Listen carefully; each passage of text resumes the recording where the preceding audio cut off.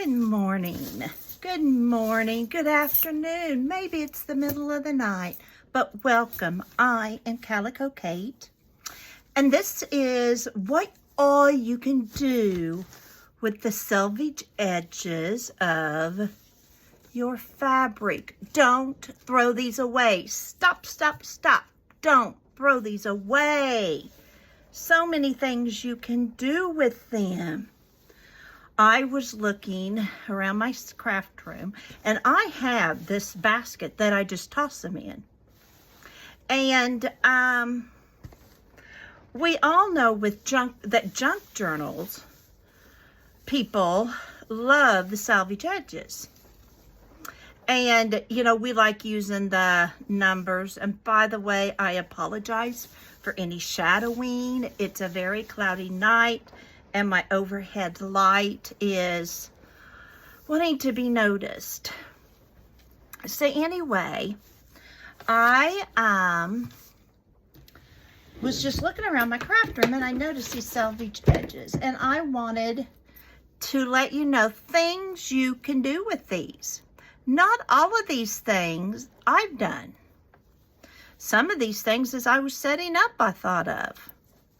But I did think of this and have used this where when you play with your stitches on your sewing machine, I haven't used all the stitches on my sewing machine. Maybe you all have, but I've not. And so use these when you play with your stitches. Isn't that an awesome fabric to do?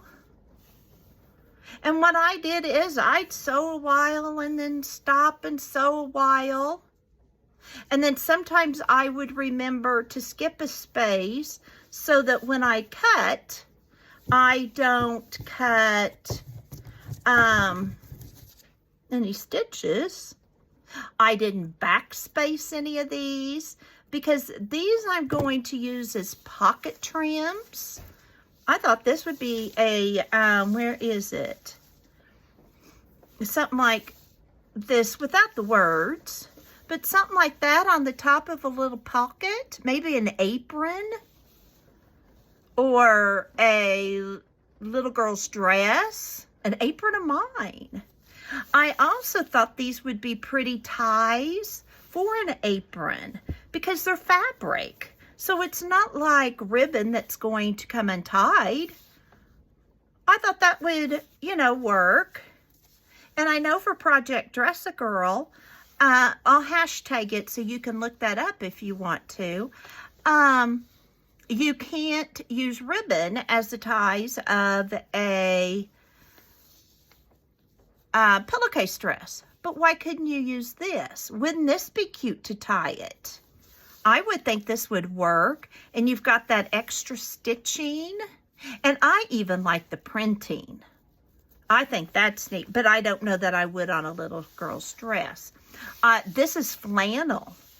I did flannel, and I think this flannel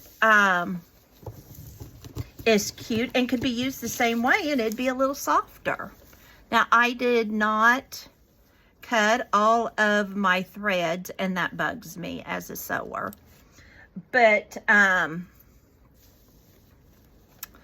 you can.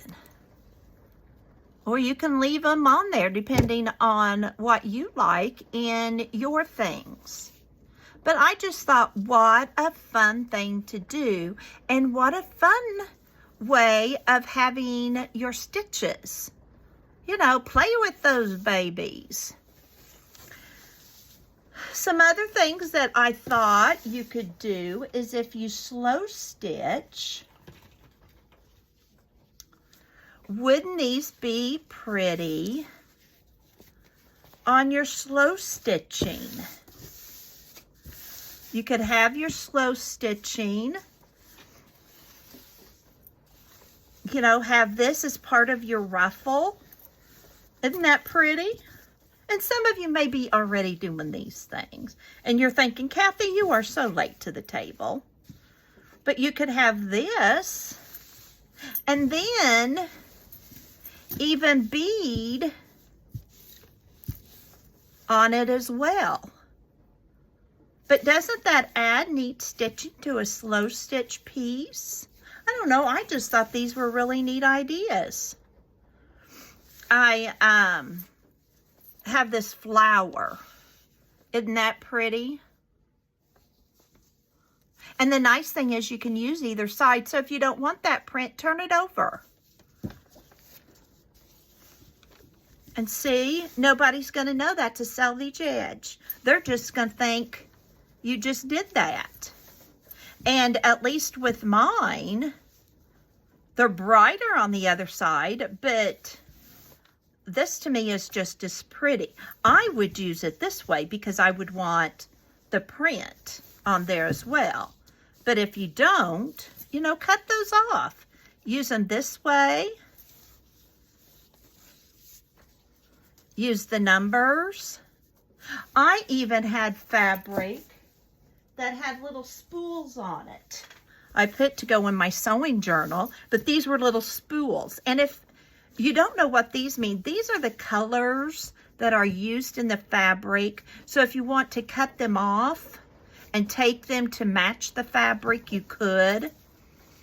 I used variegated thread just because I didn't know what I was going to want to use these with, and so then they'd be any color you wanted. But I just thought that was so fun. Another thing, if you're a junk journaler or a handmade journaler,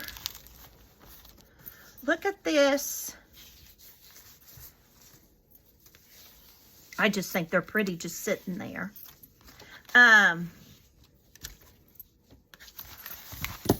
Wouldn't that make a pretty edge? And it could stick out so you could see it. It could go on the bottom. Pretty much anywhere you would make a trim. And that's kind of what you're doing, is making your own trim. But it's more of a decorative one. My apologies if I get this out so you can't see it. That dang phone shadow. And then I thought I like, you know, doing ribbons and stuff, but I also like making fabric ruffles. And so with this one, I made a fabric ruffle with the selvage edge. And that I thought turned out pretty. I just used a straight stitch, but you could use a decorative stitch if you wanted. Why the heck not? I just worked in my art journal, and I added one of these to the edge of my art journal. This is art, y'all. Fabric's art, sewing is art. So I did those things. So I just thought that was a new, improved idea, another way of using something that most people throw away. And I just wanted to come on and share it with you in case you needed an idea too. So if you don't have selvage edges, find someone who sews or quilts. I'm sure they will give them to you.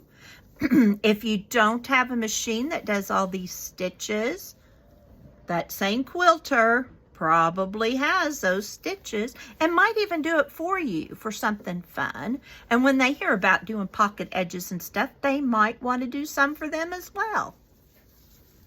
You could draw these on if you're good at drawing. Probably even paint them on.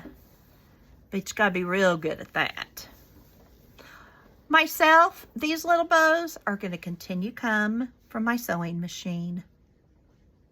Have a wonderful day. Thanks for dropping by. And remember, you have a purpose. Bye for now.